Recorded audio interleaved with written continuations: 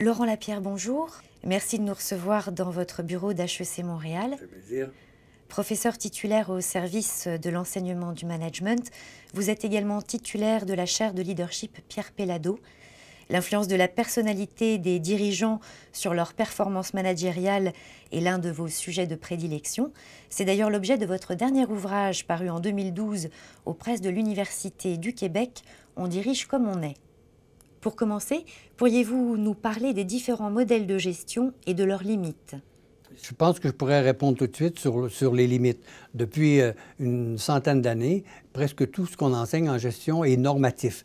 Il faut suivre un processus et le faire. Or, on sait bien que quelques années après, on se rend compte que ce qui était la norme pendant une période, ce n'est plus la norme. Comme la planification stratégique ou la réingénierie des processus, on se rend compte que si on veut vraiment faire une gestion efficace, il faut aller au-delà de ces processus et de ce que ça nous donnerait comme résultat et inventer, être créatif et trouver des façons plus originales que seulement suivre un processus.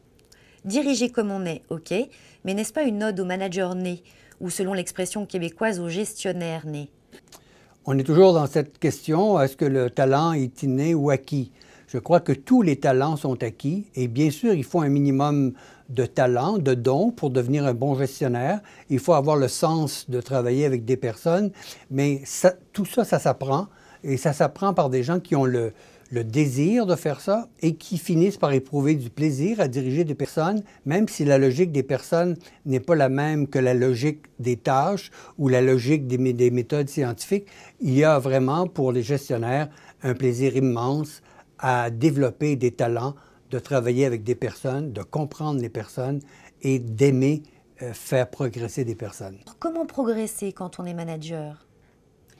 Il y a plusieurs façons de progresser, mais il y a pour quelqu'un qui veut être un opérateur, je pense qu'il faut devenir techniquement très compétent, mais quelqu'un qui veut être plus du type leader, quelqu'un qui veut conduire une organisation, il faut qu'il travaille à partir de ce qu'il est. Donc, travailler à se connaître lui pour mieux connaître les personnes, parce que l'essence de la gestion, c'est diriger des personnes.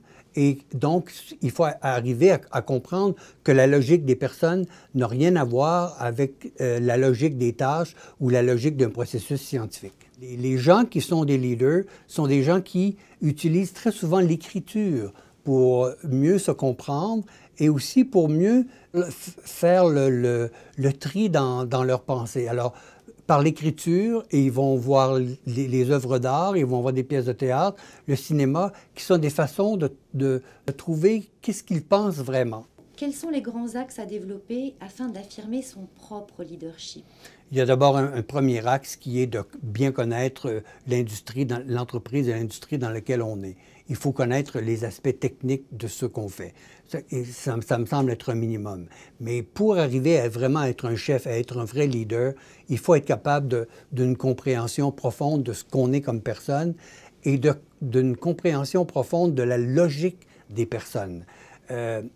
Des gens qui occupent des postes de leadership comme Guy Laliberté ou comme Steve Jobs ou comme Barack Obama se préoccupent des personnes autant que de l'exécution de la tâche. Et c'est ce qui fait la beauté de la gestion, c'est que on travaille avec des personnes, on aime travailler avec des personnes et on a du plaisir à travailler avec des personnes pour exécuter des tâches. Merci Laurent Lapierre. Plaisir.